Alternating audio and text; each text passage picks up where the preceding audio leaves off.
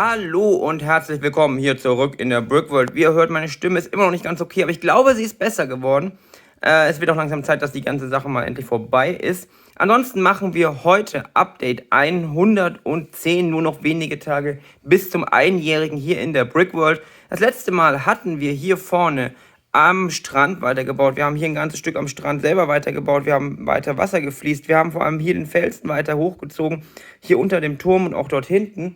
Und heute will ich tatsächlich einfach hier auch nochmal weiter bauen, weil ich einfach Lust drauf habe und ich, wie gesagt, einfach mal hier vorne diese Lücke hier wegkriegen möchte, dass man hier down unter den Tisch schauen kann. Das heißt, heute geht es hier auf jeden Fall am Felsen weiter. Wo genau, bin ich mir nicht ganz sicher. Vielleicht bauen wir auch hier schon mal hier ein bisschen an der Tropfsteinhöhle am Äußeren weiter oder doch erstmal hier hinten den Weg hoch, damit wir mal hier ein bisschen den Felsen schließen können. Wir haben auf jeden Fall genug Platz, um einiges zu tun. Und ich würde sagen, wir schauen einfach mal, was wir heute genau machen.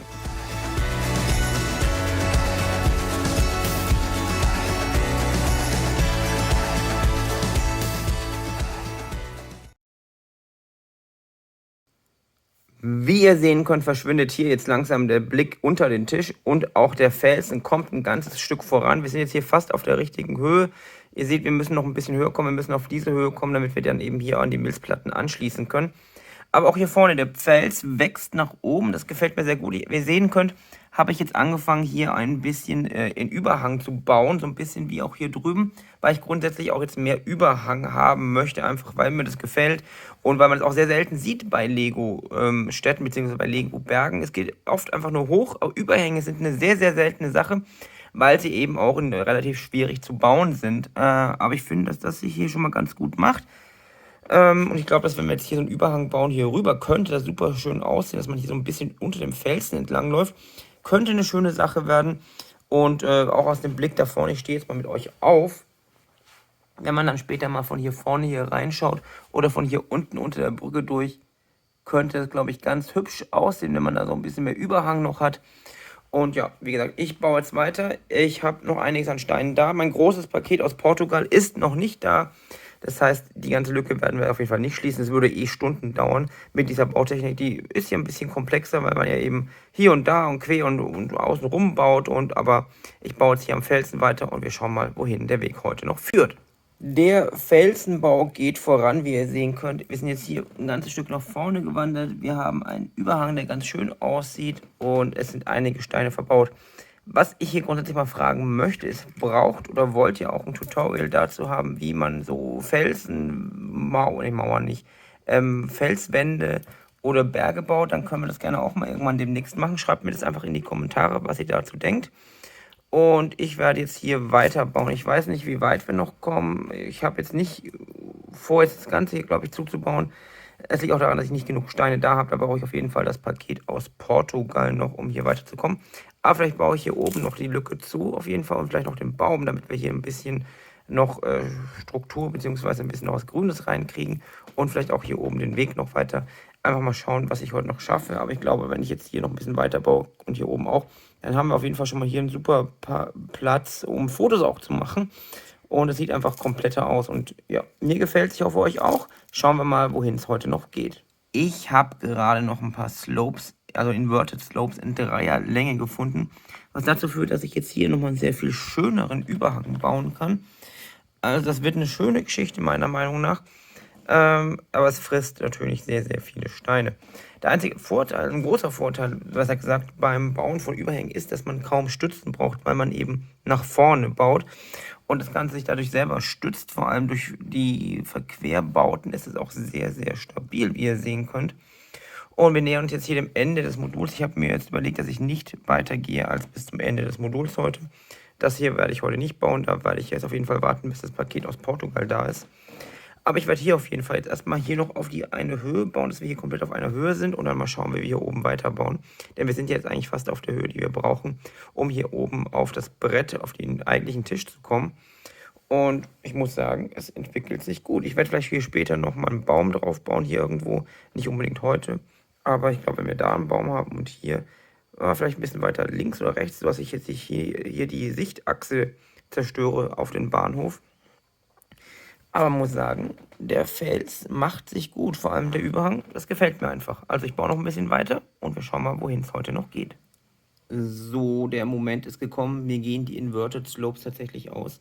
Das heißt, ich muss mal auf die über 1000 Stück aus Portugal warten, um hier demnächst weitere Überhänge bauen zu können. Aber wenn wir das jetzt mal von der Seite anschauen, seht ihr, dass es jetzt wirklich sehr, sehr schön überhängt über unserem Weg hier nach oben. Ich bin dennoch ganz gut nach oben gekommen und es hat sich auf jeden Fall einiges getan heute hier. Ich werde jetzt aber auf jeden Fall hier oben noch versuchen, mal eine glatte Fläche herzustellen und hier den Weg vielleicht noch hochzubauen, damit wir einfach mal hier oben schauen können, wie wir dann weiter bauen können. Denn wir sind jetzt im Prinzip fast oben angekommen. Wenn wir jetzt mal hier so runterschauen, seht ihr, dass wir relativ auf der Höhe hier oben angekommen sind. Und mit der Bestellung, die dann aus Portugal kommt, werden wir auf jeden Fall hier die Lücke schließen. Dazu muss ich aber auch hier endlich mal die ganzen Kabel nach unten verlegen. Das ist auch eine Sache, die ich seit Ewigkeiten vor mir herschiebe. Aber das hier gefällt mir auf jeden Fall. Ich hoffe, euch auch. Und der Überhang macht, glaube ich, hier nochmal ein ganzes Stück hübscher. Mal schauen, ob wir von vorne unter der Brücke durchschauen können. Und wenn wir das mal so sehen, sieht das auf jeden Fall sehr, sehr gut aus. Wir haben natürlich hier immer noch die Lücke drin, hier unter den Tisch durchschauend. Aber das wird auf jeden Fall, glaube ich, eine super Sache. Später mal, wenn das hier alles fertig ist, dass man hier unten so ein schönes Panoramabild machen kann. Ja, wie gesagt, ich versuche jetzt hier oben mal das alles ein bisschen noch stabiler zu befestigen, wobei es recht stabil ist durch diese langen Bricks, die ich ursprünglich mal dafür gekauft hatte, hier vorne einzubauen in der Straße. Hier sind die jetzt gerade sehr, sehr praktisch, aber ihr seht auch, wenn wir mal von oben direkt schauen, der ganze Weg ist jetzt überdacht durch diesen Überhang. Und ja, wie gesagt, ich mache jetzt hier oben eine Plattform drauf und versuche den Weg jetzt hier noch auf die richtige Höhe zu bringen und auch die Form. Und dann schauen wir mal, was wir heute noch schaffen. Kleine Zwischeninfo zu meinem Beleuchtungspartner Illuminate Your Bricks. Und zwar wurde die Aktion, die ich euch schon in den letzten Videos erwähnt und näher gebracht habe, verlängert bis zum 15.08. Das heißt, grundsätzlich bekommt ihr, wenn ihr euch für den Newsletter kostenlos anmeldet, links oben rechts zum Finden oder unten in der Videobeschreibung zum Shop, bekommt ihr grundsätzlich für immer 5% Rabatt auf alles, was es im Shop gibt. Und mit dem Code BRICKWORLD5, blende ich gleich unten nochmal ein, bekommt ihr zusätzlich bis zum 15.08. nochmal 5% auf alle Beleuchtungskits. Das heißt, auf diese Kits, wie hier zum Beispiel das Downtown Diner, das wir ja hier vorne beleuchtet haben, oder das Pariser Restaurant, das wir hier beleuchtet haben, oder auch die aktuelle Police Station, die ich immer noch nicht aufgebaut habe, aber irgendwann, wenn ich mal hier auf die Erweiterung komme, werden wir eine Polizeistation aus der Polizeistation bauen, etwas größer und dann dieses Kit benutzen. Das heißt, wenn ihr es geschickt kombiniert, euch kostenlos zum Newsletter anmeldet und meinen Code benutzt, dann bekommt ihr 10% auf die Beleuchtungskits und das lohnt sich auf jeden Fall. Ihr habt da drin alles, was ihr braucht, um eben das entsprechende Gebäude zu beleuchten, oder ihr könnt auch Beleuchtungskits finden für ganz andere Lego-Sets, also Technikmodelle, Star Wars-Modelle, alles mögliche. Schaut einfach mal in den Shop, Link oben rechts oder unten zu finden. Und ja, jetzt geht es gleich weiter hier mit dem Strand. So, ich habe jetzt hier mal so eine kleine Stützkonstruktion eingebaut, damit wir jetzt hier nicht 100 gefühlte Stützen einbauen müssen. Das ist die gleiche Technik, die ich auch genutzt habe. Hier hinten im Bahnhof, wir können mal rüber gehen. Und zwar, man sieht es hier noch so ein bisschen. Hier ist die Konstruktion mit diesen sehr, sehr langen 16er Technik-Bricks mit eben dann diesen Verbindungsstiften. Das ist dann sehr, sehr stabil. Es wird gleich noch ein bisschen stabiler, wenn hier alles zusammengebaut ist. Gibt mir jetzt aber eine Grundfläche mit nur ein paar Stützen, auf die ich jetzt ganz locker meine Plates aufbauen kann, um einfach hier jetzt eine Fläche zu kriegen, auf der ich jetzt weiterarbeiten kann. Und wir sind tatsächlich schon fast auf der richtigen Höhe angekommen. Ich glaube, es fehlen nur noch 1 oder 2 Plates Höhe, um auf die finale Höhe zu kommen, dass wir hier oben dann übergehen können auf das andere noch zu bauende Modul. Und ja, damit sind wir mit dem Weg komplett nach oben, was mich zum Beispiel sehr, sehr freut. Ich verkleide ich das hier vorne noch ein bisschen. Aber sonst würde ich sagen, ist das ein guter Fortschritt heute, oder? Die Stützkonstruktion ist sozusagen beplankt. Ihr seht, dass hier einige alte Platten zum Einsatz gekommen sind. Die sieht zum Beispiel ganz, ganz schlimm aus. Aber wie gesagt, für den Unterbau sind alte Steine einfach super praktisch.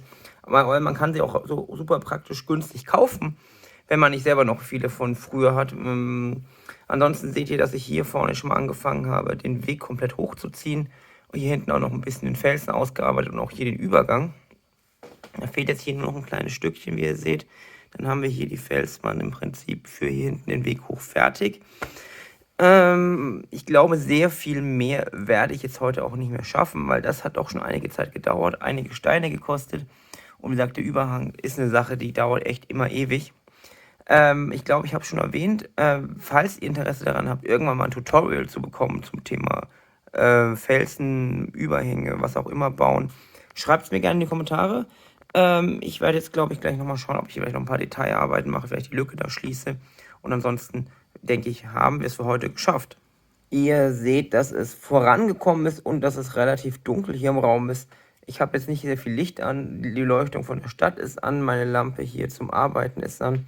Und wie ihr seht, ist der Fels ein ganzes Stück vorangekommen noch. Ich habe jetzt hier oben fast alles hochgezogen, also man sieht jetzt auf der Höhe der hinteren Platte. Und ich habe jetzt hier noch die Figur mit der Drohne eingebaut, die mir netterweise letztens zugeschickt wurde von einem von euch. Und hier ist der Drohnenpilot. Das war ja mal eine Figur aus einer der Minifiguren-Serien. Ich weiß jetzt gar nicht, welche Nummer. Und hier ist die Drohne, die habe ich mit einem von diesen durchsichtigen Steinen hier im Felsen befestigt und ist halt jetzt ganz schön hier mitten in der Luft. Muss man sagen, sieht doch ganz gut aus, oder? Ich bin auf jeden Fall sehr, sehr zufrieden mit dem, wie es hier gelaufen ist heute. Und ich würde sagen, das ist unser Ende für heute. Ich habe sehr, sehr viele Slopes und Inverted Slopes verbaut. Und ich habe jetzt hier oben auch den Übergang ein bisschen geschaffen. Ich habe jetzt hier noch ein bisschen ein kleines eine Absperrung hingemacht, weil es hier dann doch, man könnte runterfallen. Da fand ich eine ganz nette Stelle, dort auch den Drohnenpiloten hinzustellen, der hier sich halt seine Drohne auch anschaut. Dann habe ich hier den hier noch neu eingebaut, der läuft gerade hier runter zum Strand und freut sich natürlich auf das, was er hier unten sieht. Und sonst muss ich sagen, bin ich sehr zufrieden mit dem, was es hier gibt. Wie gesagt, schreibt mir in die Kommentare, was ihr dazu denkt, was euch alles noch einfällt. Ja, ansonsten würde ich sagen, dass wir das nächste Mal vielleicht hier auch nochmal weiterbauen, je nachdem, wann meine Steine aus Portugal ankommen. Wenn meine Lieferung aus Portugal ankommt, dann kriegen wir auf jeden Fall hin, dass wir hier die Lücke schließen. Dann muss ich aber auch, wie gesagt, die ganzen Kabel hier mal verlegen. Und dann hätten wir tatsächlich den Blick unter den Tisch bis da hinten verbaut. Hier hinten ist ja noch eine Lücke auf jeden Fall.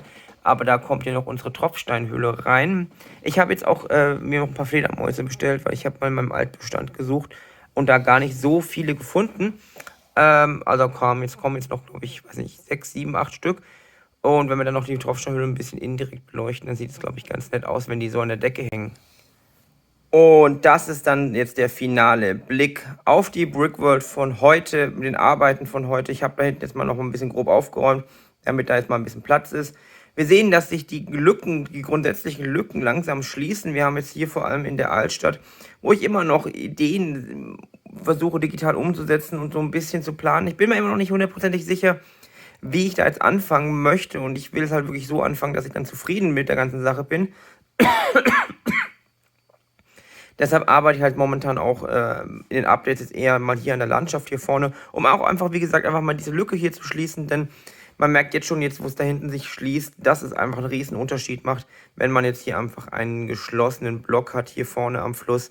Und wenn wir dann demnächst hier diese Lücken noch schließen, dann ist es auch einfach eine Sache, die einfach ganz anders wirkt. Und ja, es wirkt wirklich ganz anders, hatte ich nicht gedacht. Es macht einfach die ganze Sache ein bisschen vollständiger, auch wenn man sieht, dass da noch ganz viel fehlt und da. Und der Bahnhof, an dem müssten wir endlich auch mal weiterarbeiten. Ich glaube, da sind wir jetzt schon wieder ein paar Wochen gar nicht dran gewesen, nachdem wir dort ja einige Zeit am Stück gearbeitet hatten. Jetzt ist einfach so, es gibt so Phasen, jetzt ist der Fluss halt dran und da habe ich im Moment auch Spaß, den zu machen. Und wie gesagt, ich will einfach diese Optik hier vorne fertig haben. Und was ich auch gerne in absehbarer Zeit machen würde, dass ich mir mal schauen, wie wir jetzt hier den Übergang hier rüber machen. Jetzt, wo wir hier oben angekommen sind, müssen wir mal schauen, wie wir das hier mit dem Stadttor machen, das wir hier noch einbauen wollen. Und der Verbindung zu der Stadtmauer dort oben und dem Turm. Weil grundsätzlich der Winkel ist nicht ganz optimal. Vielleicht ändere ich das nochmal ein bisschen, damit wir hier rüberkommen. Oder wir machen das dann mit einem weiteren Knick bei einem Stadttor. Da müssen wir einfach mal schauen, wie wir das am besten hinkriegen. Aber ich denke, da ein Stadttor hinzubauen, wird noch eine ganz nette Sache. Und wird auch dann hier den ganzen Ring mit der Stadtmauer bzw. eingefallenen Stadtmauer gut vollenden. Aber ich rede jetzt schon wieder ziemlich lange. Wir machen jetzt mal hier nochmal eine kleine Kamerafahrt am Felsen entlang. Und ja, mir gefällt es, auch wenn es, wie gesagt, immer noch nicht vollständig ist. Man sieht halt immer überall noch Lücken. Aber jetzt müssen wir echt mal darauf warten, dass wir die Steine aus Portugal kriegen. Wie gesagt, das sind ja über 1000 Inverted Slopes drin. Und die brauchen wir auf jeden Fall, um diese Lücke hier zu schließen. Ansonsten bleibt mir nicht mehr viel zu sagen, außer vielen Dank fürs Zuschauen. Donnerstag, wie gesagt, der einjährige Geburtstag. Ich bin gespannt, ob wir die 6000 Abos bis dahin schaffen. Es könnte eine knappe Geschichte werden. Es fehlen, glaube ich, knapp 50, ein bisschen mehr als 50, 53 fehlen laut YouTube Studio. Und ja, wie soll ich sagen? Wenn ihr es noch nicht gemacht habt, hinterlasst gerne ein Abo, aktiviert die Glocke, wenn ihr dabei sein wollt. Schreibt gerne einen Kommentar und einen Daumen nach oben. Das hilft einfach, das Ganze beim YouTube noch ein bisschen prägnanter zu machen und auch neuen Leuten zu zeigen. Und mich würde es wirklich sehr, sehr freuen, wenn tatsächlich bis zum einjährigen Geburtstag die 6000 geknackt werden. Das wäre einfach ein schöner Moment. Und ja, was bleibt mir jetzt noch zu sagen? Vielen Dank fürs Zuschauen natürlich wie immer. Vielen Dank für eure Kommentare, für alles. Und bleibt gesund. Bis zum nächsten Mal. Viel Spaß beim selber bauen. Und wir sehen uns das nächste Mal dann in der Brickworld. Tschüss.